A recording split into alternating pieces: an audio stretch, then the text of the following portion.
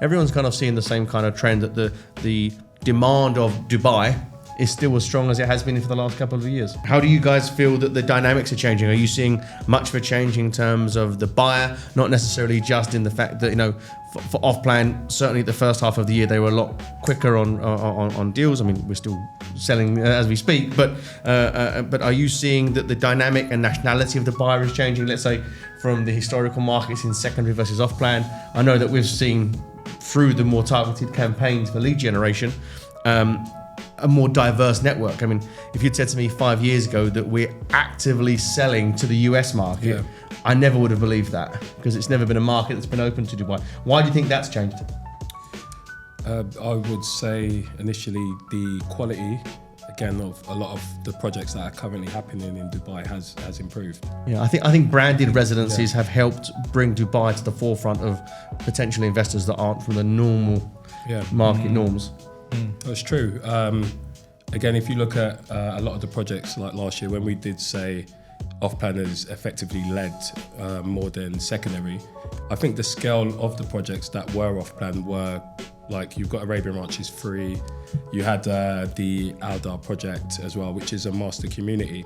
You then had, again, Ema with not just the Valley, but again, Oasis. So if you look at the scale of the projects, again, from a land perspective, there's more volume right now. Yeah, and they're master communities, right? These are master communities. It's not just in the past where you might just have a building where you possibly got 700 units. You're now looking at master communities that are equating to 10 to 15,000 units in the community. Like Damak Islands, you've got Damak Lagoons, so I think a lot of that has shaped where we see the market for the start of H1. Yeah. But do you not see that, sorry, do you not see that though as a trend? Because I think more and more clients these days are looking for, I actually think that Damak, when they launched Damak Hills 2 a few years ago, and then after about a year or so, they just put in so many amenities, so many things, and you just saw the demand spike. I think that the trend for clients coming in, even if they're buying in a single building, they're looking, because it's a longer term vision, well, it is for an investment, but you never know, they may end up living there. They're looking for a specific amount of amenities. We've even seen it with our own in-house projects. But as you just mentioned, you look at some of the projects launching now, like I know up by like Serena, whether you've got the Ema Oasis or the Athlon, there's just coming up with so many more amenities for lifestyle. Yes. Yeah. It's lifestyle. It is lifestyle. And developers are really pushing the envelope, because not every single developer wants to pay franchising fees for a branded residence, right? So how do you how do you value proposition your project and your property?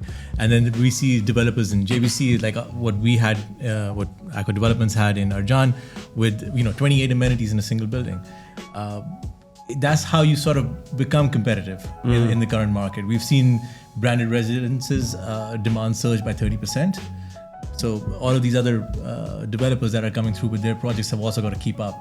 And I like that. I like seeing a new project that comes through, like another project that I really like in JVT coming through with a wellness theme, and that's the lifestyle that they're offering.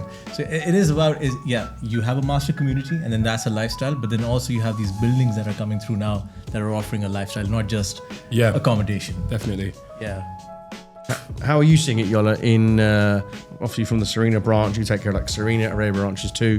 Are you seeing the client dynamic change? Because I know that, you're quite fortunate, to be fair, in that branch. You get a lot of walk-ins. Yeah, that's because you're in the community. You're part of the heart of the community. Are you seeing a lot more? I mean, every now and then when I come down to the branch, you see literally clients walking in, which is great. You're that community brokerage, right? But do you see a lot more clients that are buying to invest, or a lot more people that actually they're buying to live? So in the villa communities that they are ready properties, we're talking about end users. So end users, previously, we used to have properties, we don't even enter the property and we sell those properties, even without doing any viewing on those properties. And that was basically from, let's say, the first month of this year. So now we're seeing a slowdown basically in the pace of there's options in the market. So now actually these buyers, they they view one property and another property, and then they take the decision. So we can say that the pace is actually slowing down. The prices are stabilizing in the resale market, as long as the rental prices are actually high.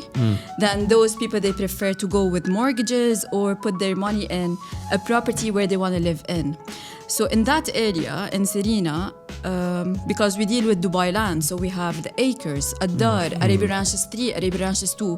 So you can always see that this is a family-oriented area, and everyone wants to get a property there. So from this perspective, basically I see that there is the shaping for that area, especially in Dubai land. We're going for villa, lifestyle, family-oriented area, and there are end users looking to move into the properties. Yeah, you know, it's real suburbia. Yeah, that's right. I love how she said it's slowing down a little bit, but yet she did a viewing on a property yesterday and closed it this morning. Sounds slow. Sounds good. I did have to go inside the property this time.